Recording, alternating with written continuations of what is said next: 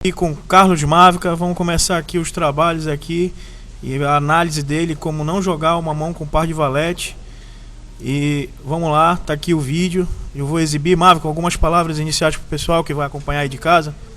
A gente vai dar uma olhada nessa mão, como foi jogada, e vamos fazer umas análises em cima dela, não só no caso o herói, que é o que tem o par de valete, como a outros jogadores que estão envolvidos na mesa. Vamos lá.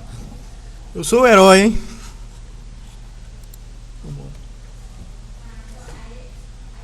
Essa ainda não é a mão. Essa ainda não é a mão. Aqui está sendo colocado. Vale atentar aqui que esse aqui era um satélite para o CCTH. Então, para a gente se ambientalizar, o que está sendo jogado é um satélite para o CCTH, que vão classificar mais ou menos uns 4 ou 5. E a cabeça do Fabiano Lemos estava valendo, se eu não me engano, $50. Então, por isso aí você vê o Mutz agora dando um call aí no all-in dele de Dame 2. Tudo em busca dos $50 e acaba dobrando aí o baralhão do Fabiano Lemos. Vamos lá.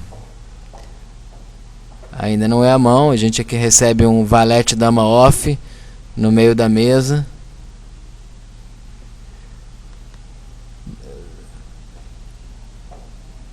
Tem ali o Filipinho, que é o chip leader, é um dos chip leaders da mesa. A Suzane também. O Mávico ali no botão. Ninguém pagou. Bom, eu não vou lembrar exatamente o que eu tinha, mas... Aí tem, vamos lá. Par de valete. Uma mão forte, não é nada genial, mas é uma mão que está acima da média. A mesa roda em fold. E no caso aqui o herói, que é o Eduardo, ele acaba dando um raise de 3 vezes, mais de 3 vezes cheias. Eu acho particularmente um raise alto. Você não precisa botar um raise tão alto, mas é o que eu costumo brincar com o pessoal. Normalmente as pessoas têm medo de jogar tanto com Ás e Rei quanto com par de valete. São as duas mãos em que o jogador costuma dar um raise mais de 3 vezes.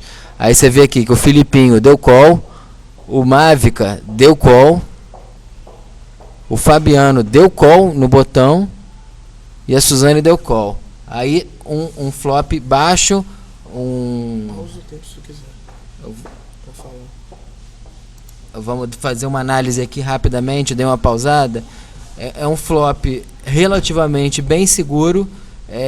O Eduardo ele teria que saber nessa mão que ninguém tem dama-dama, ninguém tem rei-rei, ninguém tem ás-ás, pela dinâmica em que a mesa vinha sendo jogada.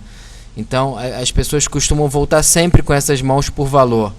Então, em teoria, se ninguém trincou, ele tem que saber que o par de valete está na frente. Abriu aqui um 9 high com flush draw. Ele tem, obrigatoriamente, que apostar nesse flop. Ele não pode dar uma carta de graça, porque tem 3 para falar depois dele.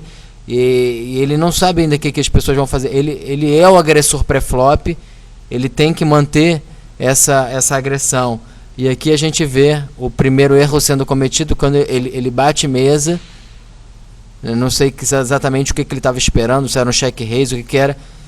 O resto dos jogadores batem mesa atrás. E aí ele acaba se colocando numa situação bem ruim, porque abre uma terceira carta de ouro, ele passa a ter um flush draw de valete e continua tendo um overpair. Nesse momento, ele tem que ter certeza absoluta que ninguém trincou o flop, porque ninguém trincado no flop daria mesa nesse flop com flush draw. Então ele teria que saber que o flush draw, que o par de valete dele era bom. Aí no caso aqui, abre a terceira de ouro. Em teoria também, a não ser que alguém tenha feito ninguém evitar apostar no draw, o que também é difícil depois do pote já inflado. Ele continua ganhando. O problema é que ele está, mais uma vez, checando, ele está dando uma carta de graça. E ele acaba se colocando numa situação difícil se caso o river venha uma overcar ou bata uma quarta de ouro. Então uma mão que teoricamente ele já podia ter definido, já podia ter puxado o pote, ele passa a saber, ele fica sem saber se ele está ganhando ou se está perdendo no river. E aí vem uma aposta de 600, que é uma aposta bem baixa para o tamanho do pote. É uma aposta ou que tá esperando um draw, tá com medo de levar uma volta, ou é uma aposta de quem já tá fechado, de quem já tem o nuts. Bom, aí o Filipinho aposta, a Suzane pensando folda, e o Eduardo da call. No river vem o rei, aquela situação que eu falei, ele acaba se colocando numa situação ruim e ele tem que partir para o check call. Ele nunca, ele não pode mais, da maneira como ele jogou a mão, ele não pode abandonar esse rei no river, mesmo sendo uma overcard, sendo uma carta horrível para ele, mas ele não pode mais largar esse river.